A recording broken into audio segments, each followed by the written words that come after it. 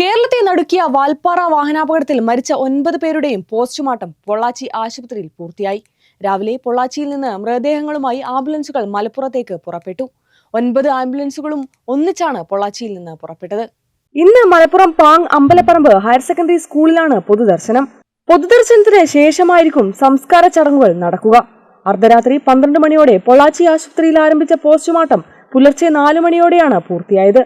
Pallipparamba government LP സ്കൂളിലെ പ്രധാന അധ്യാപക 54 വയസ്സുള്ള പി അജിത, അധ്യാപികമാരായ 52 വയസ്സുള്ള റംലത്ത്, 43 വയസ്സുള്ള സുഹറ, 41 വയസ്സുള്ള ആശ, അധ്യാപകനായ 43 വയസ്സുള്ള അബ്ദുൾ മജീദ്, 39 വയസ്സുള്ള മജീദിന്റെ ഭാര്യ റുഖിയ, 45 വയസ്സുള്ള സ്കൂളിലെ പാചക തൊഴിലാളി സാജിദ, 12 വയസ്സുള്ള സുഹറയുടെ മകൻ ഹിഷാം, സമീപ സ്കൂളായ GPU സ്കൂളിലെ അധ്യാപിക 37 വയസ്സുള്ള ഷക്കീന എന്നിവരാണ് മരിച്ചത്. കാഴ്ചപരിമിതിയുള്ള അബ്ദുൾ മജീദിന് കൂട്ടുപോയതായിരുന്നു അദ്ദേഹത്തിന്റെ ഭാര്യ റുഖിയ.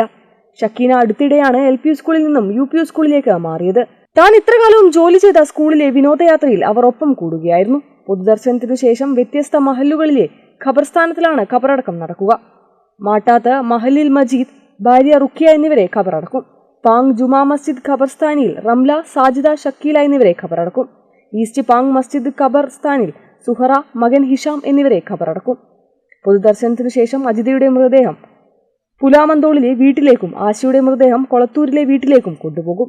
കേരള വിഷൻ, വണ്ടൂർ.